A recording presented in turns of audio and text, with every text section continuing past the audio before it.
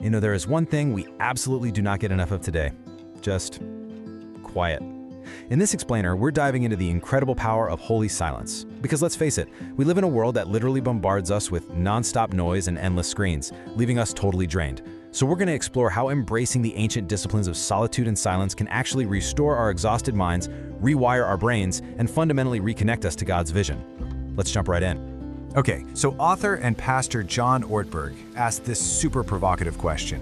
Is hurry just a disordered schedule, or is it actually a disordered heart?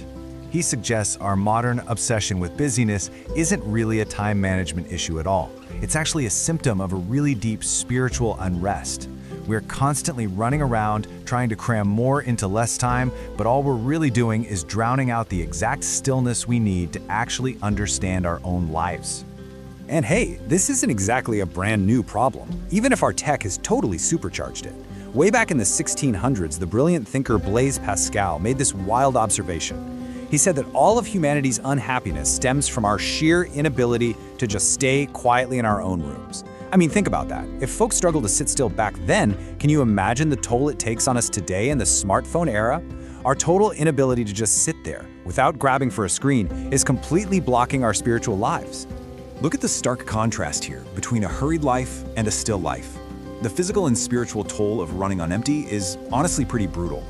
You're flooded with high cortisol, you're constantly exhausted, and ultimately, it leads to spiritual deafness. But then, look at the still life. Resting in God's presence literally drops your heart rate. It sparks the growth of brand new brain cells, and it opens up this massive inner space for divine connection. It's literally the difference between barely surviving and actually thriving. Moving on to Section 1, the addiction to hurry, running faster while falling behind. There's this incredible story from Wayne Cordero about a guy who hired local guides for an African safari. He completely pushed them, marching at this grueling, frantic pace for 3 days straight. But on the fourth morning, the guides just sat down under a tree. They flat out refused to move. When the guide demanded to know what was going on, the lead guide looked at him and said they were waiting for a full day. Because they had moved so fast, their souls literally needed time to catch up with their bodies. Man, how often does your life feel exactly like that? Think about this number, 47.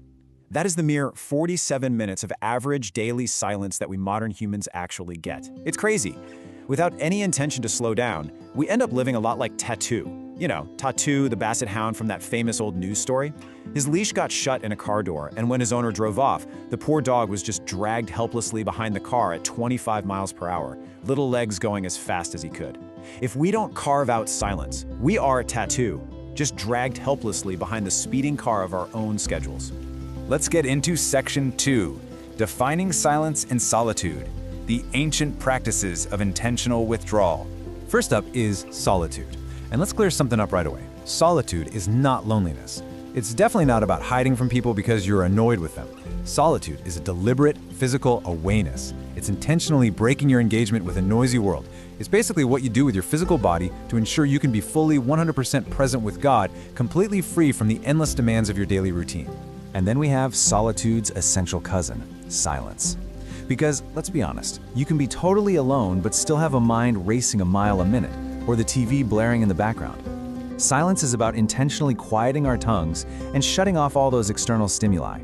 Like the writer Dallas Willard pointed out, practicing silence helps us stop doing all the wrong things, so we can finally quiet down, listen, and do the right things. Which brings us to Section 3, the biblical way of retreat, how the greatest leaders found their strength. Jesus actually gives us the absolute masterclass on this rhythm. Think about it. 40 days of silence and solitude in Luke 4 before starting his public ministry. Spending the whole night praying totally alone in Luke 6 before picking the disciples. Retreating up a mountainside by himself in Matthew 14 right after feeding 5,000 people. He was incredibly busy, sure, but he was never hurried.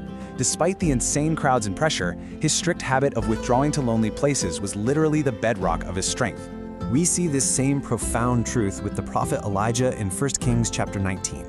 The guy is fleeing for his life, he's completely exhausted, and he encounters God on a mountain. But here's the kicker. God wasn't in the spectacular, deafening wind. He wasn't in the earthquake or the massive fire. God spoke through a still, small, gentle whisper. And we just can't hear a whisper if the background noise of our lives is as loud as a heavy metal concert. All right, Section 4, Core Benefits of Solitude, the spiritual and biological renewal of the quiet mind. So according to Pastor Charles Stone, carving out this silent space gives us some absolutely incredible practical benefits. It breaks the whole power of hurry over our lives.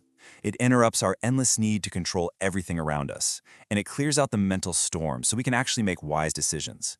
It fundamentally renews the soul. The great thinker Henri Nouwen put it perfectly. Solitude strips away all that artificial scaffolding, the achievements, the schedules, the tech, that we use to prop up our egos. It just forces us to be present. And what's super cool here is the actual science behind it. Stepping away from all those constant inputs physically lowers your cortisol. But even better, it activates what's called your brain's default mode network. This is like the sophisticated background processor in your head that connects random ideas and sparks those amazing breakthrough moments. Studies even show that getting sustained daily silence triggers neurogenesis. That's the literal growth of brand new brain cells in your hippocampus. So silence is physically rewiring your brain for the better. How amazing is that? Let's tie this all together in Section 5, Finding Vision Through Stillness, the Habakkuk Method for Hearing God's Voice. Pastor Rick Warren breaks this down into 6 super actionable steps, all starting with W, straight from the book of Habakkuk. First, want. You have to passionately desire God's will. Second, withdraw. Get completely alone. Third, wait. Just calm your body and mind down. Then you watch for God to speak, which is often through a mental picture. Next, write it down, because as they say, the shortest pencil is way longer than the longest memory, right? And finally, worship. Thank God for speaking to you.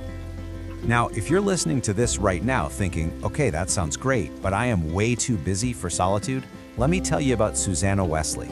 She was raising 18 children, 18, including John and Charles Wesley, who literally changed Christian history.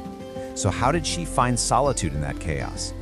Every single afternoon, she'd sit in her chair and just throw her apron completely over her head for an hour of strict, uninterrupted prayer. All the kids knew, when mom's apron is over her head, you do not disturb.